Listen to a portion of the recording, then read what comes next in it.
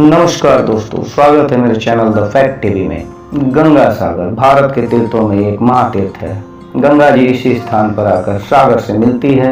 इसी स्थान पर राजा सागर के 60,000 पुत्रों को मोक्ष प्राप्त हुआ था। यहाँ मकर संक्रांति पर बहुत बड़ा मेला लगता है, जहाँ लाखों श्रद्धालु गंगा स्नान के लिए आते हैं। कहते हैं यहाँ संक्रांति पर स्नान करने पर 100 अश्वमेध यज्ञ और 1000 गौदान करने का फल मिलता है। भारत की नदियों में से सबसे पवित्र गंगा नदी है, जो गंगोत्री से निकलकर पश्चिम बंगाल में आकर सागर में मिलती है। गंगा का जहाँ सागर में मिलना होता है उस स्थान को गंगा सागर कहते हैं। हिंदू धर्म ग्रंथों में इसकी चर्चा मोक्ष धाम के तौर पर की गई है।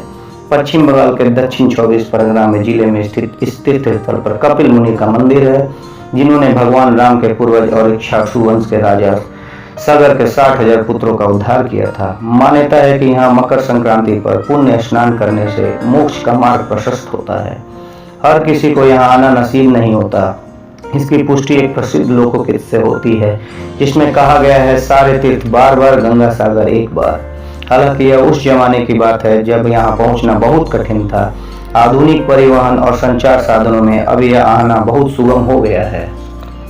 ऐसी मान्यता है कि ऋषि मुनियों के लिए गृहस्थ आश्रम या पारिवारिक जीवन अर्जित होता है, पर विष्णु जी के कहने पर कपिल मुनि के पिता कर्दम ऋषि ने गृहस्थ आश्रम में प्रवेश किया, पर उन्होंने विष्णु भगवान के समक्ष शर्त रखी कि ऐसे में भगवान विष्णु को उनके पुत्र के रूप में जन्म लेना होगा।